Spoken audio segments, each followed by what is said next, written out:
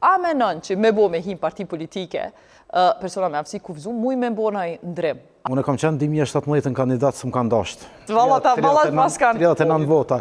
Po ndo këta zgreja me së më kish pas vota. Po do të me kuptu. A menon që me bo me him parti politike, persona me aftësi kufizuar, muj me bo në ndrim? A u menua u bo në herë diskutim mes jush, komunitetit ju i kjo? Po, unë kam qenë 2017 kandidat së më kanë dasht. Jo, se sa mirë. Që më kallëzove o mirë. Kandidat për? Për në asamblej komunale, për kryetar më mos fundi. Jo, veç në cilën komunë? Komunin Gjilanit. Okej, do me thonë ki tentu mu zgjedh. Kam tentu. I soti në list? I fundit. I fundit list, vallat pas kanë. 39 vota. Po ndo këta zgreja me së më kish pas vota. Po do të me kuptu. Pse po e them ka diskriminim mbrana partive politike, sepse partit politike, njerëzit e cilë dojmë i shty për para, me i promovu shumë investojnë. Pra ju japin hapësirë në media, ju blejnë hapësirë të marketingut, ju ndërtojnë videomateriale, poster, elementet tjera. Në rast se partit politike, nuk dojmë i shty për para disa njerëz.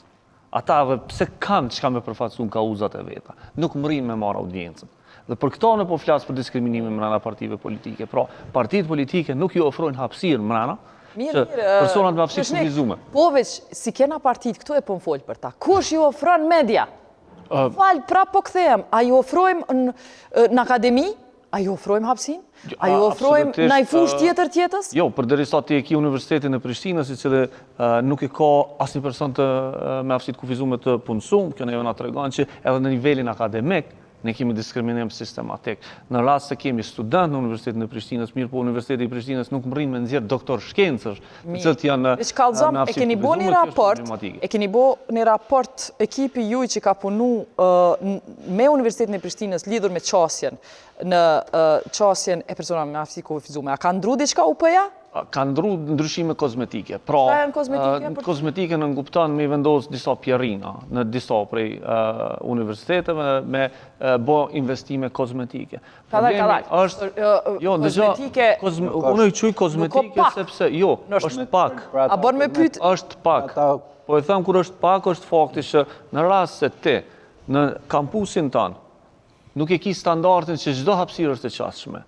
Vendosja vetëm një pjerine nuk e përmbush standardin. Pak ma shumë. 1, 2, 3, nuk mjaftojnë. Do është i meritoni me thonë diçka? Nëse për ata është kozmetike, për ne është e domosdoshme, pjerina. Më thonë kanë vështrime ndryshëm. Po, veç Krishniku po thot pak, se shumë fakultete. Ka e kanë qitë 1-2 fakultete. Në UP. UP-ja është e madhe, jo vetëm... Një se ka fillu.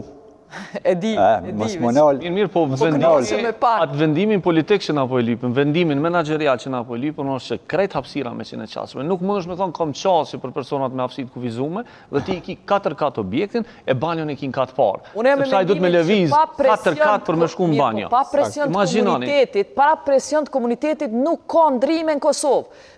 Nuk ka vullneti politik personal ti me iskfilti me na. Pa presion tu kemi edhe shpenzim të parës publike. Pare publike duhet mu shpenzu mbi standarde. Jo mbi bazë të qefe dhe mbi bazë të vullnetit të njerëzve. Në rast se na jemi të shpenzu 1 milion euro me ndërtu një shkollë, dhe standardi ndërtimit është që aty duhet me pas qasje për personat me... Po veç, kush ankohet që s'ka qasje? A o ankohet? Duhet ai menaxheri kontratës, projektuesi i kontratës, duhet kryetari komunës më bo llogaridhënës për shkak se ka dështu. Sepse ajo që na po dojmë me sensibilizu, është që investimet fillestare për mi bo objektet e qasshme nuk janë shumë të shtrejta. E shtrejt është adoptimi i hapësirës. Pra, në rast se kemi me vendos një derë, e cila garanton qasje, ajo kushton 50 euro ma shumë. Po me shku me ndru derën, me vendos 3, kushton 3.000. Dhe gabimet në planifikim, neve janë të na kushtu shumë shumë.